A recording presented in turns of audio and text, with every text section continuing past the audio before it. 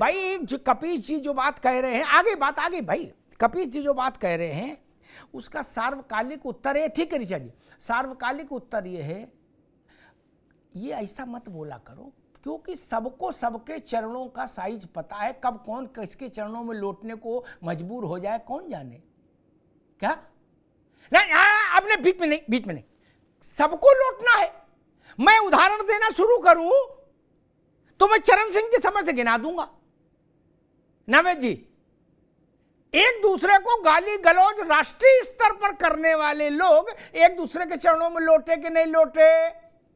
लौटे, खूब लौटे, इतना लौटे कि लोटपोट हो गए। नहीं, मैं नाम लूंगा, बुराई करा दोगे मेरी, आप तो अभी उठ के चल दोगे। क्या मैं नाम भी ले सकता हूं?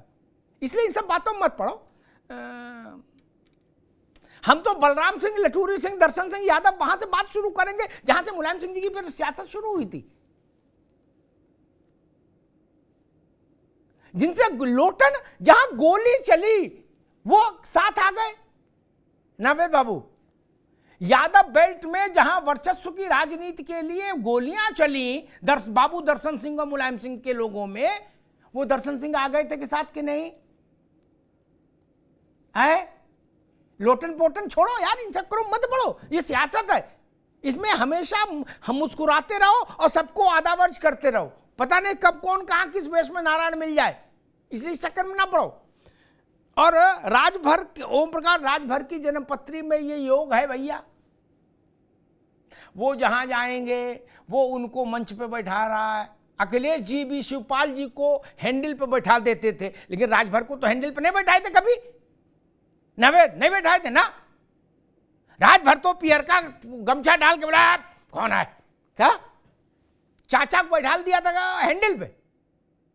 अब ये तो ग्रह हैं, चाचा ग्रह खराब थे, राजभर के जोरदार थे, ताल ठोक रहे, फिर मंत्री हो गए। खैर, मसला ये है कि समाजवाद, ठीक है, अब कुछ तार्किक बात हो जाए, ये तो सब चलता रहेगा तू में। समाजवादी पार्टी ने अपने विचारधारा में, अपने सामाजिक संरचना में एक प्राग्मेटिक शिफ्ट करने की कोशिश की है इस बार। गंभीर विषय है ये, मतलब कोई मंच का भाषण नहीं है, बहुत गंभीर विषय कह रहा हूं। ठीक, मुलायम सिंह जी ने जब बनाई थी पार्टी, तब से लेके आज तक जो लाइन लेंथ थी, उससे अखिलेश यादव ने यू टर्न ले लिया है।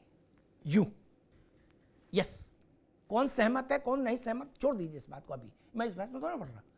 मेरी समझ में आई है एक बात, मैं सपा को मैं भी देख रहा हूं ना, आप लोग काम कर रहे हो तो मैं ऑब्जर्वर तो हूं ना, देख तो रहा हूं, और उन लोगों के साथ बैठ के देख रहा हूं, उन लोगों से चर्चा पर चर्चा में रहा हूं 3-3.5 दशकों में। अब जो स्थिति बनी, मैं इंडिविजुअल में भी नहीं जा रहा कि आजम खान की क्या स्थिति है, वो सब देख ही रहे हैं। आजम खान छोड़ दो, आजम खान की एक चिट्ठी आई थी कि अखिलेश यादव रामपुर से लड़े नहीं तो बहिष्कार करूंगा, उसके बाद से आज चचा ने चिट्ठी भी नहीं लिखी। कोई चिट्ठी तो लिख सकते थे, परसों वोट है उनके इलाके में, क्या वो कंबल ओढ़ के सो रहे हैं। ईद पर फिर खीर खाई सेवई, उसके बाद फिर बोले नहीं, किसी से आंखें नहीं खोली। खैर, वो इस सपा का विषय है, अखिलेश जी जाने वो कैसे कर। लेकिन मायावती ने स्ट्रेटेजिकली उस स्पेस को खींचने की कोशिश की जो अखिलेश जी के यू टर्न लेने से खड़ा हो रहा है, खाली हो रहा है, स्वाभाविक है खाली होगा। ये कोई भी व्यक्ति ये कहे कि फला वर्ग तो हमारे साथ वोट दे गई, वो कहां जाएगा, अब वो जमाना नहीं रहा। वर्ग को उसके मन मुताबिक सम्मान हिस्सेदारी मिलेगी तो वोट देगा। उत्तर प्रदेश में दिल्ली जैसा टीना फैक्टर नहीं है क्या, कि मुसलमान आम आदमी को वोट नहीं देगा तो कहां देगा। कांग्रेस तो है नहीं, वहां बसपा है, वो बनारस में इसीलिए तो जमाली को लेके खड़ा करती है, और आजमगढ़ में गुड्डू जमाली को खड़ा कर देती तो धर्मेंद्र को हरा देती है। इसका मतलब वो ताप है, वो जानती है खेल। यही मैं कह रहा हूं, ये चुनाव ये तय कर देगा कि उत्तर प्रदेश का मुस्लिम मानस अब क्या सोच रहा है। क्योंकि इस चुनाव के बाद पंचायत के चुनाव होने हैं उत्तर प्रदेश में नावेद बाबू, और पंचायत के हैंगओवर से आप निपटेंगे तो समय आ जाएगा कि भाई विधानसभा की तैयारी करो। नहीं,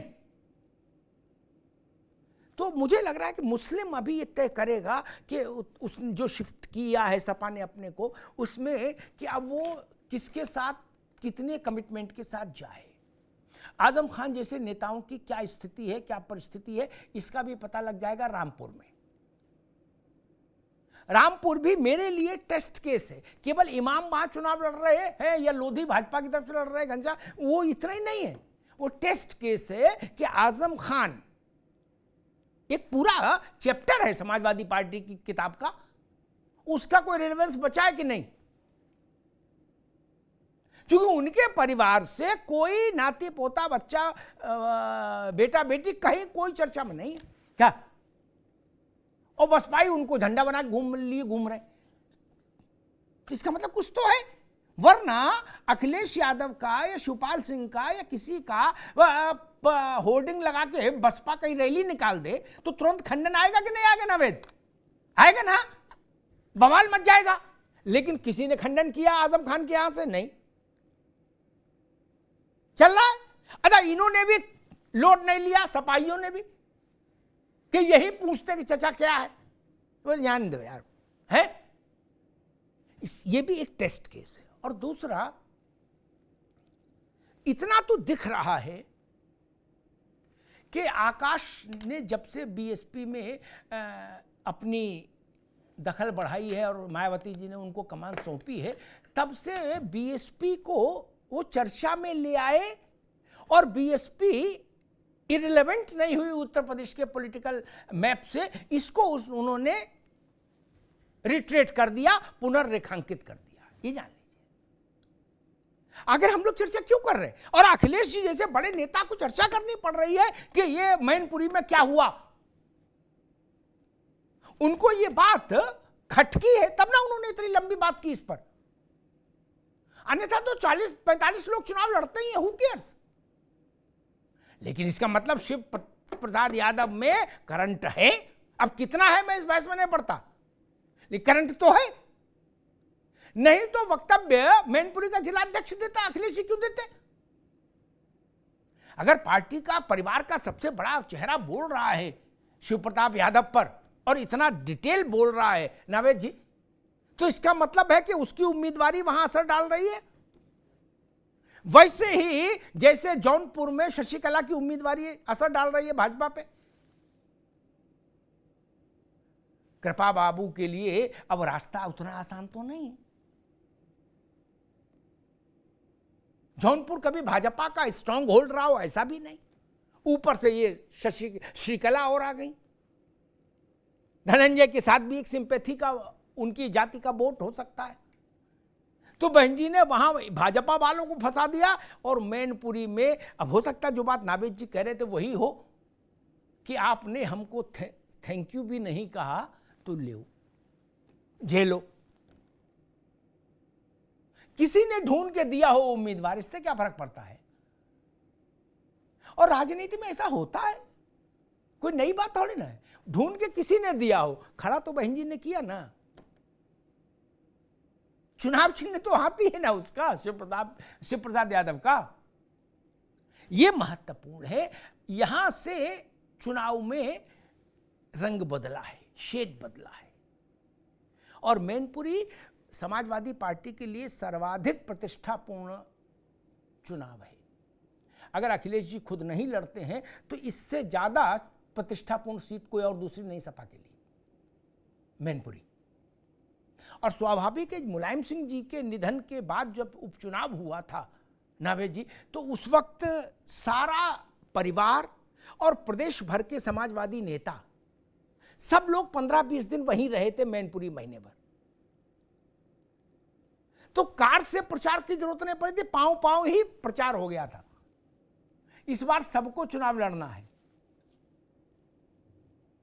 इस बार तो ऐसा नहीं हो सकता ना कि शिवपाल यादव बदायूं छोड़कर 15 दिन वहीं रुक जाएं, नहीं हो पाएगा।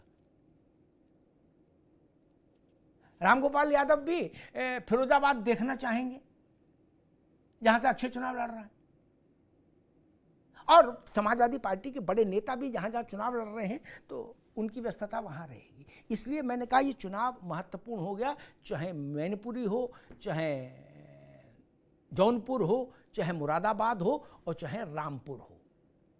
आजम खान भी एक पहेली हैं और उस पहेली का भी उत्तर इस 4 जून को आ जाएगा हमेशा के लिए। आजम खान रिलेवेंट हैं, नहीं हैं, सपा के में उनकी क्या स्थिति है, वो चुप हो जाएं तो कितना नुकसान पहुंचा सकते हैं, बोले तो कितना फायदा पहुंचा सकते हैं, सारे सवालों का उत्तर आ जाएगा 4 तारीख को, 4 जून को दोपहर 12 बजे तक। धन्यवाद।